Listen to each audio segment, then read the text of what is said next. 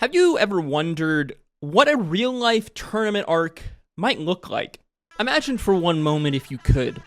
What if I took 100 of the world's fittest and strongest athletes and made them compete against one another in a series of Squid Game-esque challenges, fitness challenges, all designed to weed out the competition until there's only one standing. One perfect body remaining among all of them. Imagine former Olympians, wrestlers, bodybuilders, MMA fighters, firefighters, special forces soldiers, dancers, all manners of some of the most elite physical competitors from multiple disciplines. No, I'm not introducing a crazy new battle anime with an epic tournament arc. No, this is the new Korean reality TV series that just hit Netflix, Physical 100, where 100 of Korea's most physical in-shape personalities compete for a prize of 300 million won, which I was saddened to learn is only around 245,000 US dollars, and the bragging rights, more importantly, for the most physically dominant person in Korea. Does this sound like a bit of a cash-in on Squid Game hype? Yeah, a bit.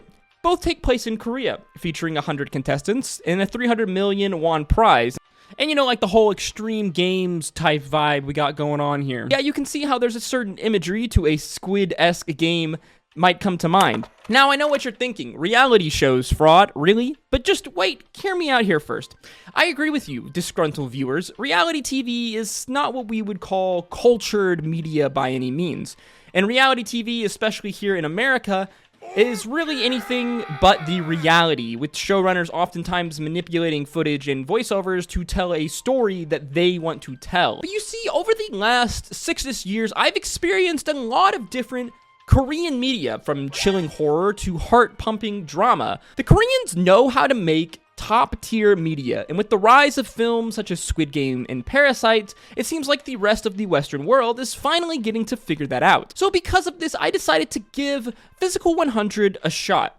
So why Physical 100? At first, I was taken into the prospect of it as, in essence, it is a real-life tournament arc show. A battle of men and women in peak physical condition. Elite athletes competing against one another in games of speed, strength, and stamina. Now, I just want to get this out of the way now. I had basically zero idea who most of these Korean celebrities and athletes were. Obviously, I'm not Korean. I've only spent 1 week of my entire life in Korea, and that was in Seoul. I enjoy Korean cinema, but am no way familiar with the Korean celebrity culture, which is so fascinating in its own right, it probably deserves a video of its own. In spite of all of this, I still found myself being drawn into the personas of these contestants, and surprised at just how human and real it felt. So episode 1 begins with a shot of an open room. Littered throughout this room are plaster torsos of all 100 contestants of various different body types, as we see one unsuspecting man walk alone into the room. He's our first competitor, Yaksun, I hope I pronounced that right, an Olympic gymnast and kind of a legendary figure in the Korean sports and fitness world. Slowly the room begins to fill with our competitors as 1 to 2 enter at a time, the room slowly beginning to fill up with insanely fit people of different body types and backgrounds, each contestant being introduced to the audience. You wouldn't think that 30 minutes of character introduction would be a good way to start a high-octane physical reality TV series, but it was surprisingly effective. You see, Physical 100 rides this rather weird line. On one hand, it's over the top and epic, with the competition being portrayed as some intense death tournament you'd see from an anime. It's insane and over the top, from its set design, special effects, to its absurd, crazy challenges. However, it does all of this while simultaneously being real and wholesome. Much of the reason why the first 30 minutes of the show drew me in was the realness of the contestants and how they're portrayed. Yes, many are famous fitness influencers, bodybuilders, and sports stars, but throughout all of this, most of them just really come off as regular people. Remember when I said I know basically none of these contestants? Honestly, I feel like that was a good thing, as I don't have any preconceived bias of who they are as people. As well, it really helps you relate to the contestants, many of which began to regret their decision taking part in this competition as soon as they walk in and just see everyone who they're competing against. As contestants enter the room, we, the audience, are treated to a number of reactions from their fellow competitors who have already entered the room, which really builds to this hype. When this man walks in and suddenly there are murmurs and gasps that echo throughout the room, these types of reactions and interactions between the competitors really feel pretty genuine, which was another thing that really took me by surprise in Physical 100. As I mentioned earlier, reality series in the States are generally quite trashy. A lot of times it takes a certain type of individual to want to compete or be a part of these reality shows, and it will oftentimes feel as if they're playing up some outlandish character for the camera. Combine this with, well, the creative editing and oftentimes scripted segments that plague American reality TV, and it comes off, well, not very much like a portrayal of reality at all, does it? There's something endearing and wholesome in the genuine way these competitors interact with one another. It never felt like anyone was really overplaying the drama or the moment for the camera that much. For example, the way the contestants would comment and compliment each other on their physiques as they walked in and met each other, many of these competitors being intimately familiar with one another in the fitness world space. This is very much like a gym culture thing that I'm sure people who aren't in this type of world probably found pretty funny and maybe a bit odd. But to me, it's one of these small moments that very much accentuate the reality in this reality TV series. While there's some trash talk and friendly banter, it all felt way more genuine than I think the equivalent of this show would be if it took place in the United States, which I think is in large part probably due to the major cultural differences and possibly the different ways that respect is shown in Asian society compared to America and Western societies. After our contestants are introduced, they're set to their first challenge, an endurance bar hang where the winner will receive some kind of reality TV powers later on in the program. Now, this is where part of the fun of Physical 100 begins to come into play. As we've said, the type of physical contestant largely varies, with 130-pound gymnasts competing against nearly 300-pound bodybuilders. I wouldn't shame you for assuming that naturally the larger, more impressive-looking physiques would be the favorites in these competitions. But it's really not that simple, is it? As within a few minutes of this bar competition, we get to see the larger, bulkier contestants dropping like flies, many of them expressing their dismay and shame for failing so early in the challenge. I'm not gonna lie, it was pretty satisfying watching a lot of these macho hunks get their ass kicked by this CrossFit influencer girl in a test of endurance and mental will.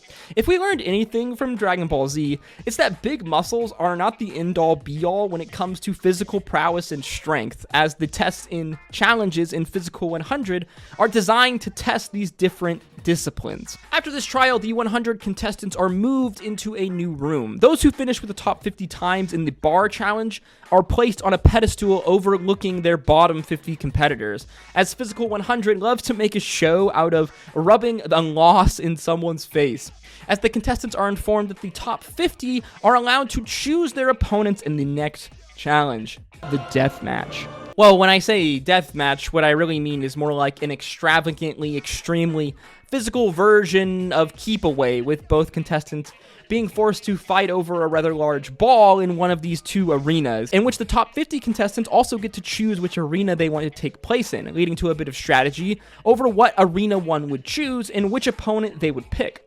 Obviously, there's no striking or submissions in this death match, but that doesn't mean things won't get physical and elbows accidentally won't go flying. After a long picking process, which saw one of the top competitors pick one of the bottom competitors, this man challenging a famous MMA fighter, and oh yeah, this man challenging a woman, we're finally treated to our first few death matches, which one of my personal favorites we've seen so far. It's our TV personality and former Navy Special Forces member and just overall Giga Chad Agent H face off against a legendary Korean bodybuilder, Sol Hee Kwon, in a surprising back and forth match. Now, if it wasn't obvious from my description of this show, it's not for everybody.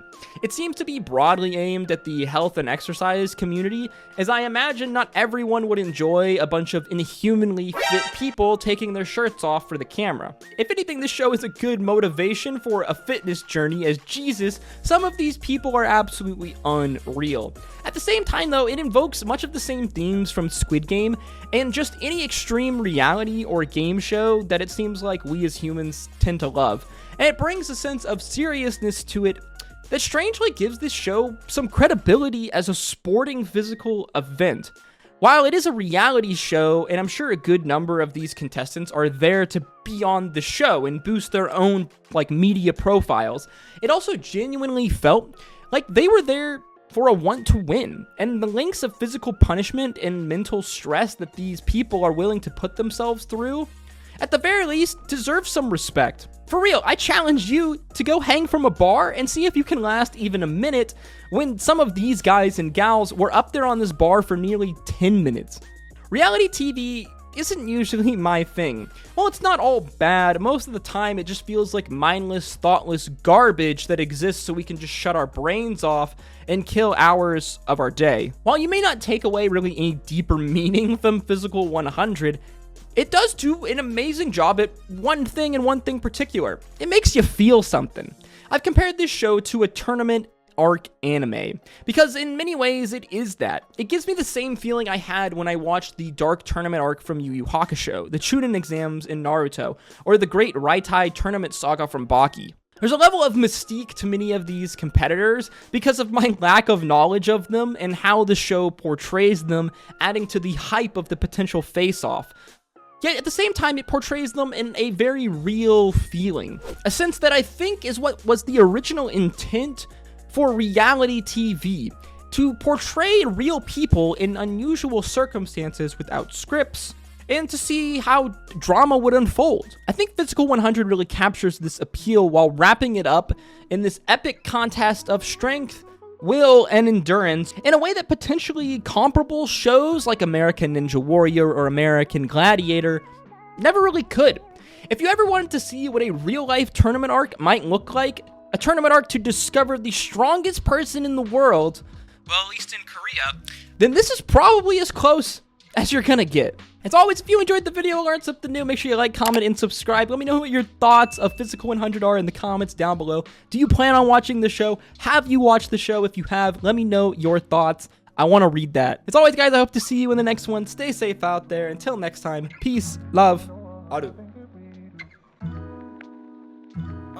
A love story that might be. We wasn't supposed to happen. So much talk around us. We became numb to the yapping. It was like '05. Got my license to drive. Picked you up in my pop's car. Went for a ride. Couldn't no one tell us nothing. That night was ours. All the stars aligned and you were so damn fine. Yeah.